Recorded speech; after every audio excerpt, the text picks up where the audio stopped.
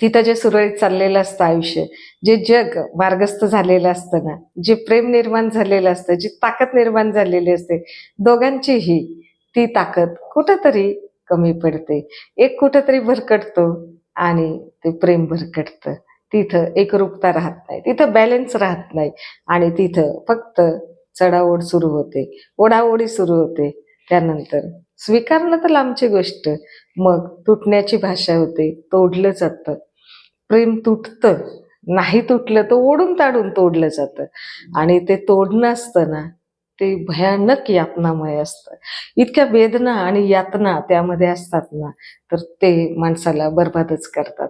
आयुष्य नकोसं वाटतं, व्यसनाधीन होतो माणूस, विचार भरकटतात, जगणं नको वाटतं. कारण की दिवस-रात्र त्याला प्रेम दिलेलं असतं, दिवस-रात्र त्या प्रेमात जगलेलं असतं, दिवस-रात्र 24 तास त्या माणसासाठी अवेलेबल असतो माणूस.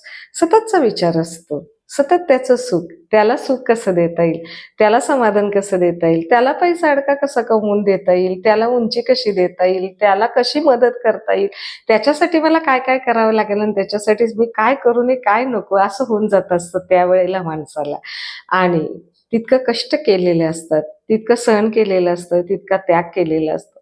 सगळ्यांचा विरोध पत्करलेला असतो. घरातला विरोध असतो, बाहेरच्या मित्रमंडळींचा विरोध असतो, इतर नातेवाईकांचा विरोध असतो, इतर समाज घटकांचा विरोध असतो. सगळ्याच गोष्टींचा विरोध झुगारून माणूस त्या माणसासाठी धावत येत असतो. त्याच्याशी एकरूप होतो, त्याला आधार देतो, त्याचा हात हातात घट्ट धरतो, त्याला सपोर्ट करतो आणि मार्गस्थ होण्याचं एकमेकांना वचन दिलं जातं. हे सारं काही त्यावेळेला करतो माणूस. त्याला काय हवं असतं? त्याला साथ हवी असते, त्याला प्रेम हवं असतं, त्याला ते माणूस हवं